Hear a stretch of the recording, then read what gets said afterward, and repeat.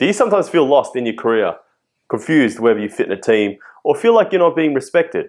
Perhaps you're not finding your role meaningful and felt that you deserve more. Well, I'm here to tell you that it's completely normal, so don't ever be concerned that you feel different, because many of us would have this occurrence. Just happens in different stages for everyone. So in this video, I'm going to be sharing with you the fundamentals defining and enjoying the work you do. You see, life gives us clues to our problems, just like a symptom to a cold.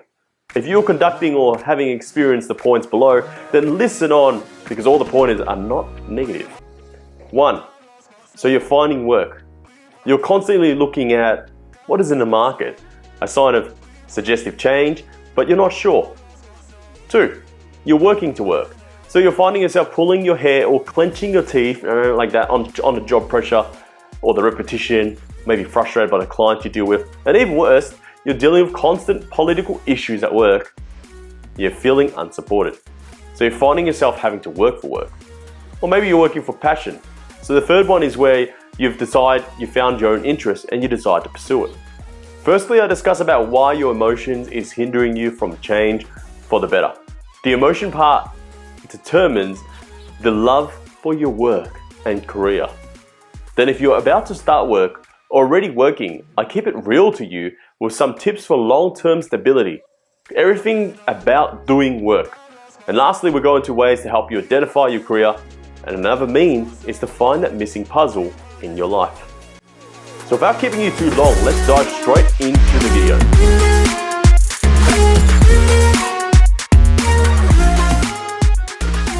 Of course, it's just like a flu. You develop the symptoms and you don't feel good. Eventually your body tells you to get stuffed. Nah, I was just joking about that part. I mean, it tells you to go and see the doctor.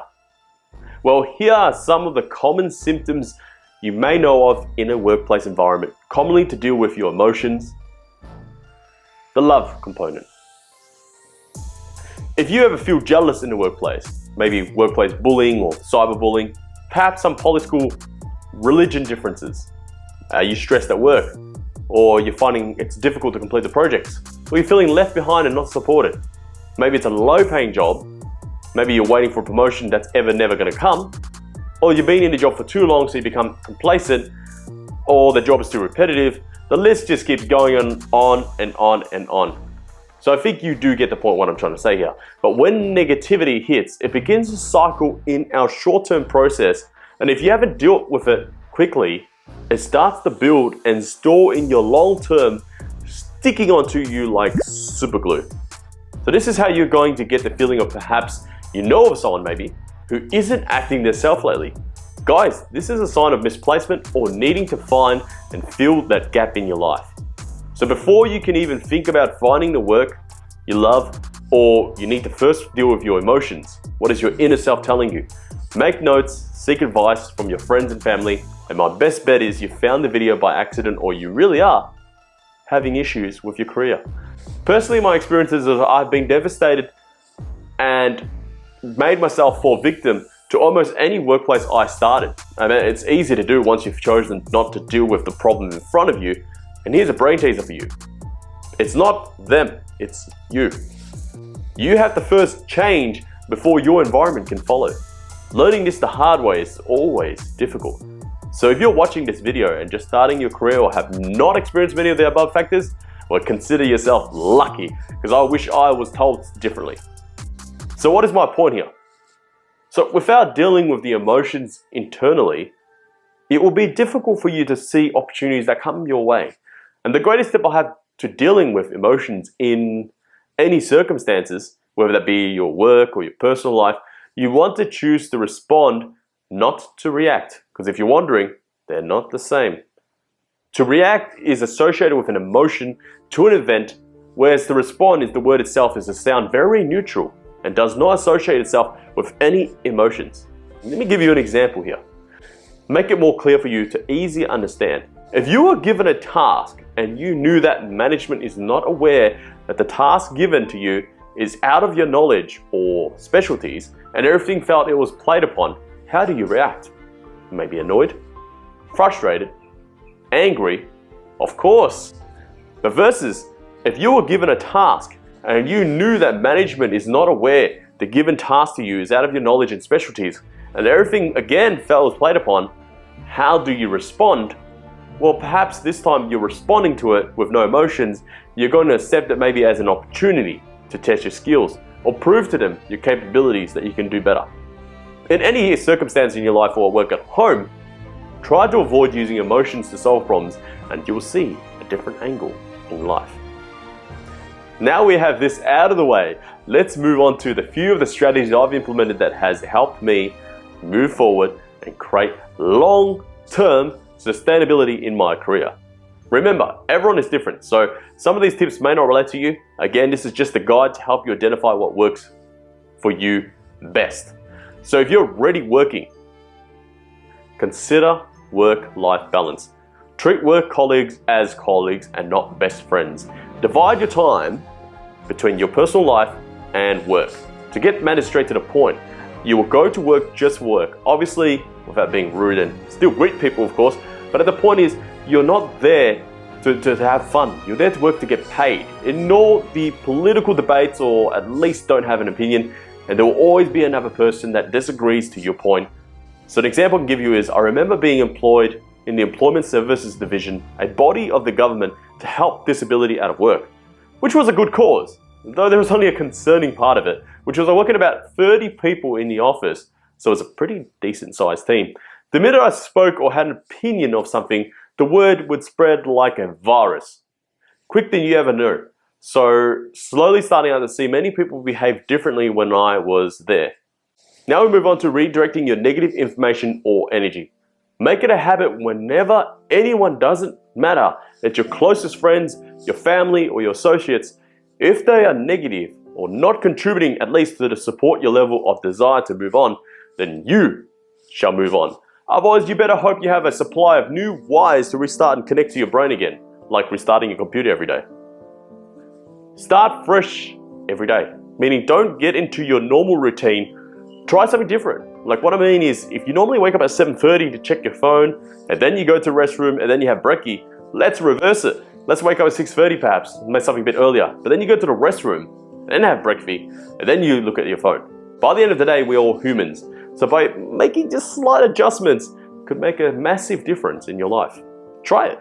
Staying focused is the most important part or aspect of your life, regardless if it's personal or professional. Limit the use of your social media if it's non-work related. It's simply a distraction. As you know, there are so many opportunities out there. If your mind is not strong or your desire is not setting in stone, the chances are you're going to end up picking up another career or being complacent in your current job. Committing to yourself, personal interests on the side of the job. So consider where your interest lies and perhaps your passion. Begin to put some time aside after work or maybe on the weekends. Get on to reading some personal development books. Here are some of the books I recommend if you haven't read it already. Think and Grow Rich by Napoleon Hill, A New Earth by Eckhart Tolle, and Untethered Soul by Michael A. Singer. Why is it so important? I mean, some of these influences probably would have gone through many aspects of lives like us and the problems, and they go on to talk about some of the tips and strategies maybe that you might be able to help yourself and solve some problems. So there you go. Now you're just probably starting out. I've also got some great news for you, because it's not all about the ka-ching, the money. Yes, I said it. Money is important because it's an essential, but what it should be viewed as more important than that is how you spend your time wisely and appreciate what you have and live in the present moment and think towards the future. Because if all you care is about the per hour and the per annum, no wonder why you're moving different places. Even if you set a target, you won't last before your emotions catch up. And guys, I've been there before, so I'm just sharing with you what is real. And it's also vital to determine what interests you early in the beginning of your career.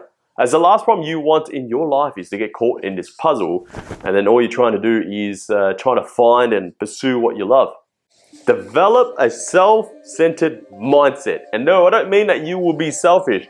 What I mean is that you will pay extra attention to your own best interests and activities that you desire. A book I suggest you to get your hands on is Fearless Passion by Yong Kang Chan, where he moves out of his corporate job to chase after his dream as an animator. You see, Your networks are most relevant in this project. Just like what I mentioned earlier, avoid any direct contact with peers that are not supportive. Redirect that energy and start connecting with like-minded professionals that share similar paths. That does not mean you befriend them. You want to be genuine and want to share ideas and bridge that gap you're looking for. Now you want to learn by doing. There's no better way to learn than you implement what you have learned into actionable steps. If you found interest in activities, be sure that you set yourself a schedule to perform that work or activity. Now let's move on to ways that has helped me to identify your passion, my passion. I want to share with you how it started for me, and this may just be a guide to hopefully identify the same side hustle or passion you probably eventuate. This was going back at least 4 years ago. I remember working full-time during the day as a recruiter and tackling a part-time night shift as a night manager for a hotel. At the beginning I felt it was very exciting as I was learning new skills in the hotel, though really it didn't take a lot of time before I could kind of like digest everything I can within 2 months, and a cycle of just working began. I would come home tired and relentless, all this just to get ahead in life. I mean, what the hell does that all even mean? So sitting down one night to discuss options with my partner, who eventually became the business partner of the business, the question was raised: Andrew, why don't you find and do what you love? Otherwise you end up paying more in tax. You know, scratching myself, that makes more sense. Better Careers was formed with the idea of enjoying helping others to find and start their career. We decided to be niched and help young professionals, and we started off with a one-on-one consultation with our clients, which formerly graduates, and over 70% were international students with English not being their first language. Here's the exciting part. We were able to deliver results from just the initial consultation, and then we were able to help them to move forward to land on their dream job. Now it's your turn. What's your why? Okay guys and girls, I hope you enjoyed my video and found useful the tips that I'm sharing to you to implement in your life. As always, don't forget to smash that like, hit the subscribe, and follow us for more of our content, because you know you like me.